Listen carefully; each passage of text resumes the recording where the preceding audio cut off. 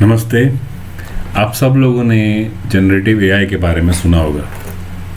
Generative AI क्या करता है कि ये आपसे प्रॉम्प्ट मांगेगा और प्रॉम्प्ट के मुताबिक वो आपको इमेजेस जनरेट करके दे देता है। वो इमेजेस सिंथेटिक होती हैं पर वो जनरेट करता है इमेजेस। और क्या हो यदि आप अपनी इमेजेस के ऊपर वैसा ही इफेक्ट लाना चाहें, तो मैं आज आपको एक तरीका बताने वाला हूँ जिसके अंदर आप अपनी इमेज लेंगे, कोई भी इमेज लेंगे और उसके ऊपर आप इफ़ेक्ट्स डाल सकते हैं।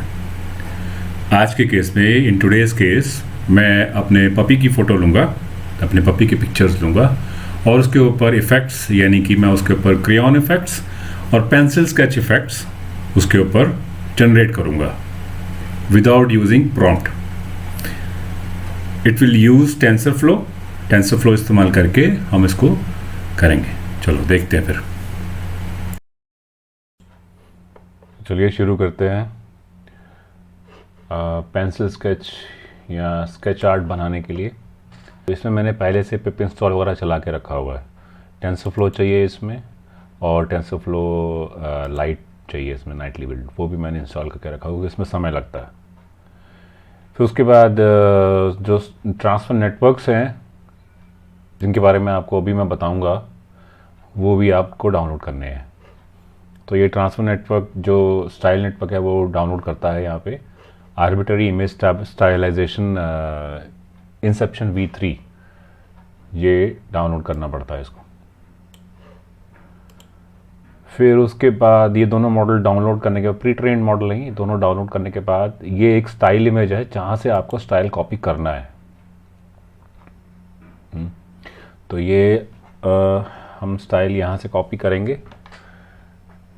तो मैंने क्या किया है, पेंसिल आर्ट का स्टाइल कॉपी किया है। यहाँ पे मैंने एक इंटरनेट से टेस्ट इमेज उठाई है और ये यहाँ से पेंसिल आर्ट का स्टाइल मेरे को कॉपी करना है और मेरे को अपने पपी के पिक्चर पे लगाना है। ये सारी प्रोसेसिंग है। इसका ना मैंने एक बटन बनाया है और जैसे आप यहाँ पे अपलोड कर सकते हो पिक्चर, मैं पिक्चर अपलोड करता हूँ, ये वाली, ये मेरे पपी की फ़ोटो है। थोड़ा समय लगता है इसको अपलोड होने में। ये पिक्चर फाइनली मेरी अपलोड हो गई है। अब मैं बाकी के स्लाइड्स एग्जीक्यूट कर रहा हूँ। इसमें इमेज प्री प्रोसेसिंग वगैरह होती है, इसमें वो जैसे कि वो इसको इमेज को रीड करके और डायमेंशंस वगैरह कुछ एडजस्ट करेगा। फिर उसके बाद इसको एरेज में, NumPy एरे में कन्वर्ट करके, फिर उसके बाद यहाँ पे ये दो फंक्शंस हैं, रन स्टाइल प्रिडिक्ट और रन स्टाइल ट्रांसफॉर्म। ये दो मेन फंक्शंस हैं जो कि मॉडल लोड करके और स्टाइल को डिटेक्ट करके, प्रिडिक्ट करके और अप्लाई कर देते हैं, यानी ट्रांसफॉर्म कर देते हैं। रन हो गई है हमारा। अब इसमें एक फंक्शन है ब्लेंडिंग रेशो, कितना स्टाइल आप कॉपी करना चाहते हैं, ये वो आप पैरामीटर है। मैंने अभी 0 दिया है। उसके बाद अब मैं फाइनली एप्लीकेशन कर रहा हूँ, स्टाइल को अप्लाई कर रहा हूँ।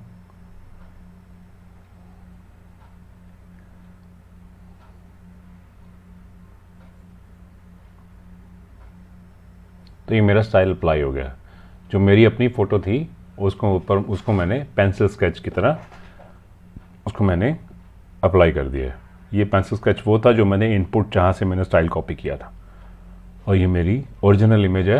ओरिजिनल इमेज थी ये वाली मेरे पपी की, और ये उसका आउटपुट इमेज है। अब मैं इसको थोड़ा सा प्ले अराउंड करता हूँ।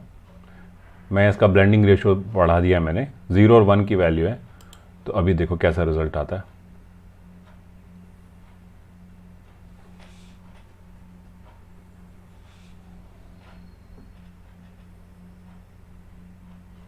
तो ये जो रिज़ल्ट है, ये अब ऐसा लग रहा है कि पेस्टल कलर्स का रिज़ल्ट है। तो आप क्या कर सकते हो कि जो इनपुट है जहाँ से आपको स्टाइल कॉपी करना है, वो आप अलग अलग तरह के स्टाइल्स इस्तेमाल कर सकते हो और आप अपनी कोई भी पिक्चर लेके उसके ऊपर वो स्टाइल अपनी पिक्चर पे कॉपी कर सकते हो। This is called style transfer. हाँ जी, तो थोड़ा सा बैकग्राउंड दे देते हैं।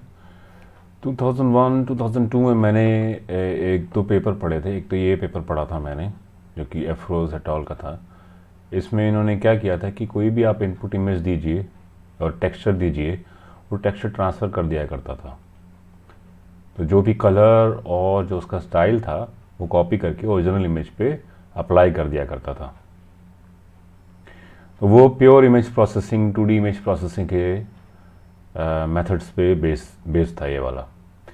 जैसे कि आप देख रहे हो कि वो क्या करता था कि रैंडम जो ब्लॉक्स हैं उनके आपस में उनको किसी तरह से एक टेक्निक थी कट लगाने की, कट लगा के कट करके और मर्ज करके और ब्लर करके और इस तरह से वो किया करता था।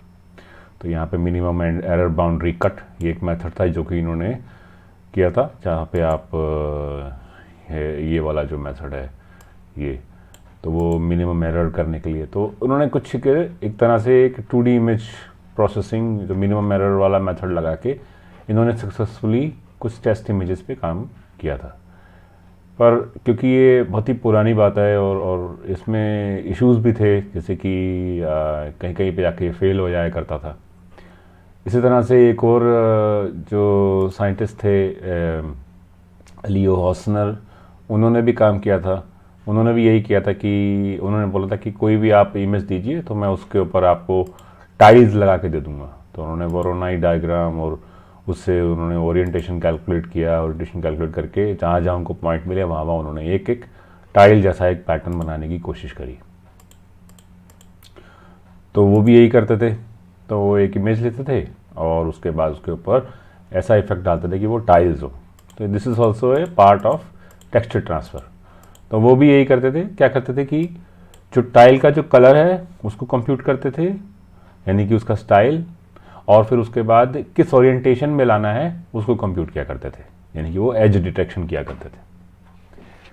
अब जो है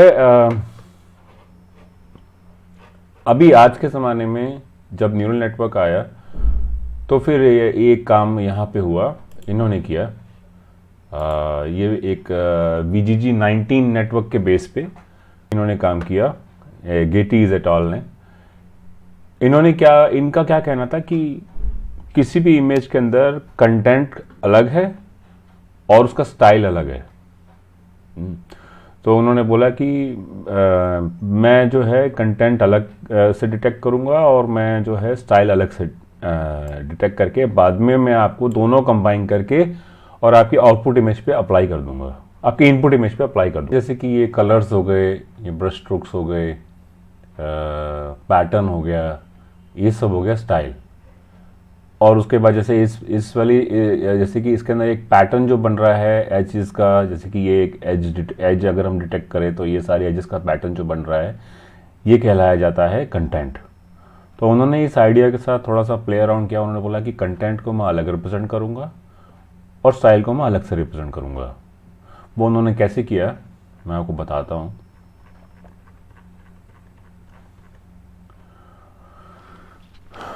उन्होंने एक लॉस फंक्शन बनाया, कंटेंट लॉस फंक्शन बनाया, जो कि क्या करता था कि जो VGG19 लेयर है, VGG19 की जो लेयर्स हैं इनको आपस में कंपेयर किया उन्होंने लेयर के आउटपुट को। तो कंटेंट को कंपेयर करने के लिए उन्होंने क्या किया कि जो इनपुट लेयर्स हैं उसको आउटपुट लेयर CON4 और ये वाली लेयर्स उन्होंने उसको कंपेयर किया। सो यहाँ पे मैं देख सकता हूँ, यहाँ पे आप देख सकते हैं कि we matched content representation on layer CON4 and a style representation on ये सारी। तो उन्होंने CON4 को कंपेयर करके कंटेंट रिप्रेजेंटेशन निकाला और उससे फिर कंपेयर किया, उससे कंटेंट लॉस फंक्शन बनाया। कंटेंट लॉस फंक्शन क्या होता है कि loss between the input image and the output image, यानी कि जो स्टाइल जो मेरी ये वाली, अगर मैं ये इनपुट इमेज ले रहा हूँ जहाँ से मेरे को स्टाइल कॉपी करना है, और ये जो मेरी आउटपुट इमेज ले रहा हूँ जहाँ पर मुझे कॉपी करना है, इन दोनों के बीच का डिफरेंस। इसी तरह से एक स्टाइल लॉस फंक्शन भी बनाया और टोटल लॉस फंक्शन भी बनाया। अब स्टाइल लॉस फंक्शन जो है वो थोड़ा सा इन्होंने कॉम्प्लेक्स किया, क्योंकि स्टाइल को रिप्रेजेंट पहले उन्होंने कैसे किया, उन्होंने एक मैट्रिक्स बनाया, ये वाला, ये G मैट्रिक्स बनाया, इसको उन्होंने बोला ग्राम मैट्रिक्स। अब ग्राम मैट्रिक्स क्या करता है कि एक फीचर रिप्रेजेंटेशन का मैट्रिक्स है, जितने भी आपके फीचर्स होंगे, जैसे कि कलर हो गया, स्ट्रोक्स हो गया, पैटर्न हो गया, उनके सारे फीचर को रिप्रेजेंट करके उन्होंने इसका एक मैट्रिक्स बनाया।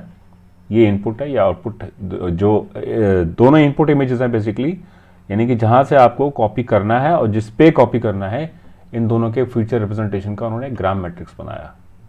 और इन्होंने फिर क्या किया, इस ग्राम मैट्रिक्स का जो आउटपुट है, जो लेयर्स में जो आउटपुट निकल रहा है, ये वाली जो लेयर्स आ रही हैं, उन्होंने उससे कंपेयर करना शुरू किया।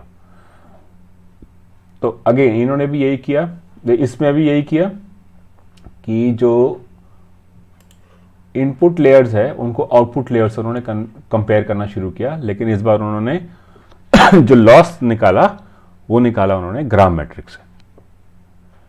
फिर आता है टोटल कंटेंट लॉस, जिसमें उन्होंने दोनों को अकाउंट में लेके टोटल कंटेंट लॉस भी बनाया है, ये वाला। अच्छा, इस मेथड में दिक्कत ये है कि ये बहुत ही ज़्यादा स्लो है। इसके अंदर जो रिसोर्सेज आपको चाहिए, इन्फ्रेंसिंग में जो रिसोर्सेज चाहिए वो ज़्यादा चाहिए आपको इसके अंदर। तो फिर क्या हुआ कि केरास ने, टेंसरफ्लो और केरास ने एक और मॉडल निकाला। उस मॉडल का नाम उन्होंने दिया आर्बिटरी स्टाइल ट्रांसफ़र। तो ये ओरिजिनल स्टाइल ट्रांसफ़र मॉडल कहलाता है, इनका जो मॉडल है वो ओरिजिनल स्टाइल ट्रांसफ़र कहलाता है। और केरास ने निकाला आर्बिटरी इमेज स्टाइलाइजेशन, जो कि VGG 19 पे ना बेस होके इंसेप्शन V3 पे बेस था। अब इंसेप्शन V3 जो है वो बहुत बड़ा नेटवर्क है, मतलब मिलियंस ऑफ इमेजेस पे उन्होंने उसको ट्रेन करके बनाया हुआ है। और इन्होंने जो लॉस फंक्शन है वो VGG 19 की तरह ना यूज़ करके VGG 16 की तरह यूज़ किया है, ताकि जो मॉडल है वो थोड़ा सा क्वालिटी थोड़ी कम होगी, डिटेलिंग थोड़ी कम होगी, फास्ट काम करेगा, तो जल्दी से रिजल्ट्स आएंगे। तो इन्होंने क्या किया कि ये इसके बेस पे सिमिलरली एक मॉडल निकाला, मेथड वही रखा और उसका नाम दिया आर्बिटरी इमेज स्टाइलाइजेशन इंसेप्शन। जैसे कि आप ये कोड में देख सकते हो कि यहाँ पे यही वाला मॉडल यूज़ हुआ है, arbitrary image stylization Inception V3। अगर आप इसको ध्यान से देखो तो इसमें एक चीज़ हो रहा है, ये है int 8। तो ये int 8 क्या है? आप इसके डिटेल में जाते हो मॉडल के, तो यहाँ पे आपको पता लगता है कि ये int 8 जो है वो इसका क्वांटाइजेशन है। जैसे कि मैं आपको बताता हूँ, ये model were quantize using int 8 quantization method. int 8 quantization या क्वांटाइजेशन मेथड ये होता है कि जिससे कि जो मॉडल की जो स्पीड है, परफॉर्मेंस है, वो बढ़ जाती है, लेकिन उसकी जो क्वालिटी है वो कम हो जाती है। So is a technique that can reduce the model size and also improve the CPU and hardware accelerator latency with little degradation in the model accuracy। तो ये हो गया क्वांटाइजेशन। और क्वांटाइजेशन के कई तरह के मेथड्स हैं।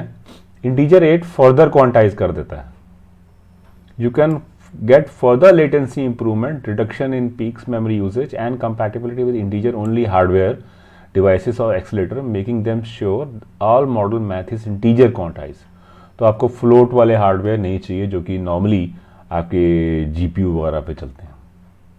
तो इसलिए जो हमारा जो कोड है वो CPU ओनली पे भी रन कर सकता है। ठीक है, बाकी अगर आपको कोई दिक्कत होती है, इसमें कुछ और समझना है, आपको क्वांटाइजेशन के कॉन्सेप्ट्स के बारे में समझना है, तो आप मेरे को मैसेज भेजो, मैं आपको समझा दूंगा।